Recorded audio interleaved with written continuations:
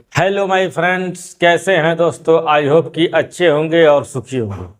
दोस्तों, आज की वीडियो में बात करेंगे हम याचिका के बारे में। याचिका माने पिटीशन। याचिका क्या होती है, आज इसके बारे में पूरा एनालिसिस करने वाले हैं इस वीडियो के माध्यम से। तो इस वीडियो में बने रहें। चले देखते हैं याचिका क्या होती है। दोस्तों, याचिका शब्द अंग्रेजी के पिटीशन शब्द को कहा जाता है। पिटीशन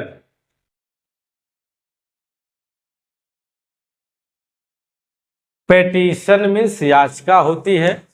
याचिका का अर्थ होता है कोई आपत्ति, मांग या अनुरोध जिसके लिए हम न्याय की आशा से अदालत में मांगते हैं, उसको पिटीशन कहा जाता है। आसान भाषा में समझें कि अगर अपनी कोई मांग है, कोई अनुरोध है, कोई आपत्ति है, जिस माध्यम से हम कोर्ट में पेश करते हैं, उसको ही याचिका कहते हैं, उसको ही पिटीशन कहते हैं। आई होप कि आपको क्लियर हो गया होगा। देखिए, पिटीशन के द्वारा किसी भी व्यक्ति के, संगठन के द्वारा कोर्ट में किसी फैसले को लेकर या किसी के अधिकार की मांग को लेकर अनुरोध किया जाता है। मतलब कि जो याचिका होती है, इसके तहत हम कोई मांग करते हैं या फिर कोई आपत्ति करते हैं या कुछ अनुरोध करते हैं। इन सब को मांगने के लिए हम कहाँ जाते हैं? कोर्ट में। और जिस माध्यम से जाते हैं उसको ही पिटीशन कहते हैं। बात क्लियर हो गई होगी। अब देखिए, पिटीशन का इस्तेमाल कहाँ कहाँ हो सकता है, इस बात को समझ लीजिए। पिटीशन का इस्तेमाल न्यायिक के लिए, यानी अगर न्याय आपको चाहिए, जुडिशियल मामलों में पिटीशन लगाया जाता है। दूसरा है लीगल मामलों में, कानून, अगर कहीं पर कोई कानूनी मामला अड़चन होता है तब पिटीशन लगाया जाता है। फिर प्रॉपर्टी संबंधित मामलों में लगाया जाता है, या फिर यह लगाया जाता है व्यापारिक मामलों में, या फिर कोई आपका पर्सनल मामला है उसके लिए, जिसमें कोई सार्वजनिक हित का नुकसान हो रहा हो, या कोई नौकरी जॉब के लिए, जैसे मान लीजिए कोई पुलिस में उसका वेरिफिकेशन हो रहा हो और उसके ऊपर कोई एफआईआर दर्ज है, तब वो व्यक्ति क्या करता है, हाई कोर्ट से पिटीशन दाखिल करके एक डायरेक्शन ले सकता है। या कोई विवाह, तलाक से संबंधित मामलों में, एजुकेशन संबंधित मामलों में, मतलब कि किसी भी संबंधित मामलों में जो भी बताया हूँ, न्यायिक, judicial, legal, property, business, public interest, job related, marriage and divorce या एजुकेशन, इन सब के संबंधित मामलों में रिट पिटीशन मांगा जाता है। दोस्तों, इस प्रक्रिया का उद्देश्य किसी एक व्यक्ति से लेकर किसी संगठन तक के अधिकारों की रक्षा के लिए और उन्हें न्याय दिलाने के लिए पिटीशन दाखिल होता है। मतलब कि किसी भी व्यक्ति के अधिकार और उसके न्याय को दिलाने के लिए ही हम रिट पिटीशन दाखिल करते हैं। आई होप कि आपको क्लियर हो गया। सॉरी, रिट पिटीशन नहीं, याचिका दाखिल करते हैं, पिटीशन दाखिल करते हैं। जब बात आती है पिटीशन की, तो पिटीशन कितने प्रकार की होती है? तो काइंड्स ऑफ पिटीशन के प्रकार, याचिका के प्रकार, यानी याचिका कितने तरह की हो सकती है, इस बात की हम चर्चा करेंगे इस वीडियो में। यानी कि अलग अलग मांग के लिए अलग अलग की याचिकाएं मांगी गई। जैसे रिट पिटीशन, पहले रिट पिटीशन। अब रिट पिटीशन क्या होती है फ्रेंड्स, इसको समझिए। भारतीय संविधान, हमारा भारतीय संविधान के अनुच्छेद 32 या फिर अनुच्छेद 226 के तहत आप हाई कोर्ट या सुप्रीम कोर्ट के समक्ष अपने मौलिक अधिकारों के उल्लंघन के समाधान के लिए या फिर सरकारी अधिकारों के किसी निर्णय को चुनौती देने के लिए आप रिट पिटीशन दाखिल कर सकते हैं। कौन कौन से अनुच्छेद हैं? अनुच्छेद 32 व 326 अनुच्छेद। देखिए, अनुच्छेद 32 और 226 है। अनुच्छेद 32 और 226 भारतीय संविधान के अनुच्छेद के अनुसार आपकी कोई मांग है जो कि सरकारी मामलों से निर्णय को चुनौती देना चाहते हैं या फिर आपके मौलिक अधिकारों का उल्लंघन हुआ है, तब आप इसके तहत रिट पिटीशन दाखिल करके मांग सकते हैं। दूसरी फ्रेंड्स, जनहित याचिका। जनहित याचिका। अब जनहित याचिका क्या होती है? जिसको हम लोग पब्लिक इंटरेस्ट लिटिगेशन कहते हैं, जैसे कि PIL। इसको क्या बोलेंगे? PIL।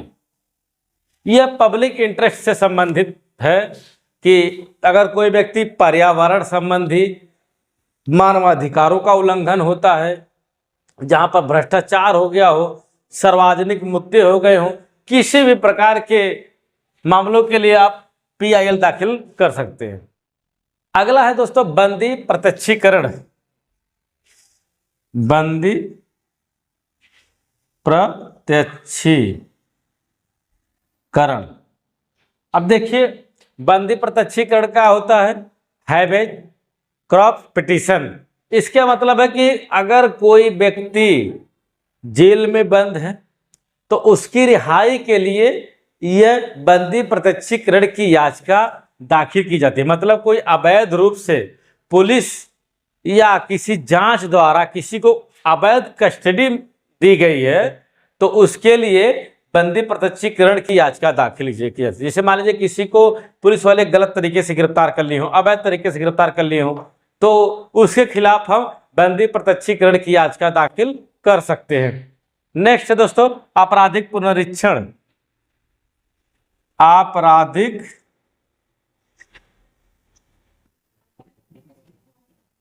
पुनरीक्षण। आपराधिक पुनरीक्षण क्या होता है इसको समझिए।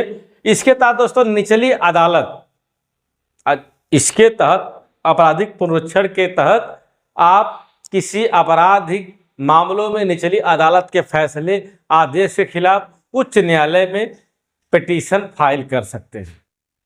जैसे मान लीजिए कि सेशन कोर्ट से संबंधित सेशन कोर्ट कोई ऐसा मामले में आपके खिलाफ जजमेंट कर दिया हो, निर्णय दे दिया हो कि आप उससे संतुष्ट नहीं हैं, तो आप आपराधिक पुनरीक्षण के तहत आप वहां पर पिटीशन फाइल कर सकते हैं। इसका इस्तेमाल पहले फैसले में की गई त्रुटियों को संशोधन करवाने या फैसले में बदलाव करने के लिए, मतलब कि जो उसमें कोई आपको लगता है कोई त्रुटि हो गई है कि फैसला सही नहीं है, तो उसके फैसले को चेंज करने के लिए आपराधिक पुनरीक्षण जैसे पिटीशन की जरूरत पड़ती है। अगला है रद्द करने की याचिका। रद्द करने की याचिका क्या होती है फ्रेंड्स?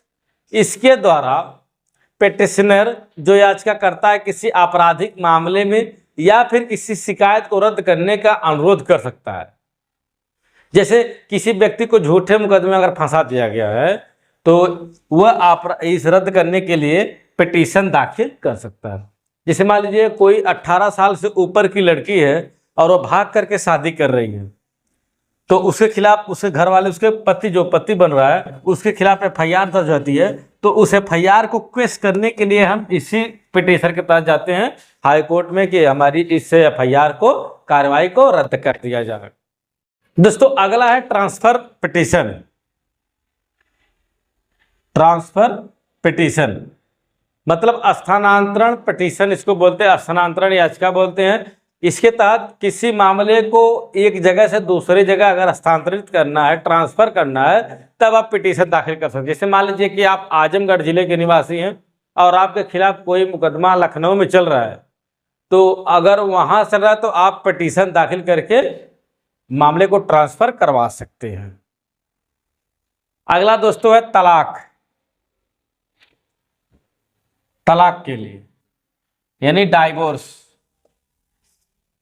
डाइवोर्स आज का फ्रेंड्स, इसे विवाहित जोड़े द्वारा अपनी शादी के बंधन को नष्ट करने के लिए, कानूनी रूप से समाप्त करने के लिए डाइवोर्स का पिटीशन दाखिल किया जाता है। यानी कि आप फैमिली कोर्ट में जाकर के इसके खिलाफ आप डाइवोर्स ले सकते हैं। अगला है मेंटेनेंस, भरण पोषण। भरण पोषण, भरण पोषण जो कि अब 144 BNSS आ गया है। इसके तहत कोई पत्नी, कोई बच्चा, कोई पत्नी, कोई माँ, कोई बाप किसी व्यक्ति से जो उसका पति है या उसका बाप है या उसका बेटा है, उससे वह भरण पोषण के लिए पिटीशन फैमिली कोर्ट में दाखिल कर सकता है और उसको पिटीशन स्वीकार कर लिया जाता है। अगले बात करेंगे उपभोक्ता शिकायत के लिए, कंज्यूमर पिटीशन। कंज्यूमर पिटीशन यह फ्रेंड्स होता है कि अगर किसी उपभोक्ता को कोई गलत सेवा दी गई हो या व्यापार करने गलत तरीका के किया गया हो, तो उसके निवारण के लिए यह कंज्यूमर प्रोटेक्शन दाखिल किया जाता है। कहाँ पर क्या दाखिल किया जाता है? फोरम में। यह एक उपभोक्ता फोरम होता है, उपभोक्ता फोरम। आप वहाँ पर इस पिटीशन को दाखिल कर सकते हैं। मान लीजिए कोई बाइक चोरी हो गई है, उसका इंश्योरेंस था और क्लेम नहीं दे रहे हैं, दूसरी इंश्योरेंस नहीं कर रहे हैं, तो आप पिटीशन दाखिल कर सकते हैं कि भाई मेरी गाड़ी चोरी हो गई, जो इंश्योरेंस कंपनी थी वो मुझको मुआवजा दें। तो फ्रेंड्स आज की वीडियो में फिलहाल इतना ही जानकारी लेंगे कि हम पिटीशन कितने प्रकार का हो सकती है, कहाँ कहाँ पर दाखिल किया जा सकता है। नेक्स्ट वीडियो लेकर आएंगे कुछ अन्य जानकारी के साथ। अगर वीडियो पसंद आए तो आप चैनल को जरूर लाइक करिएगा, वीडियो को लाइक करिए, चैनल को सब्सक्राइब करिएगा। मिलेंगे किसी नेक्स्ट वीडियो में, तो नमस्कार, जय हिंद, जय हिंद।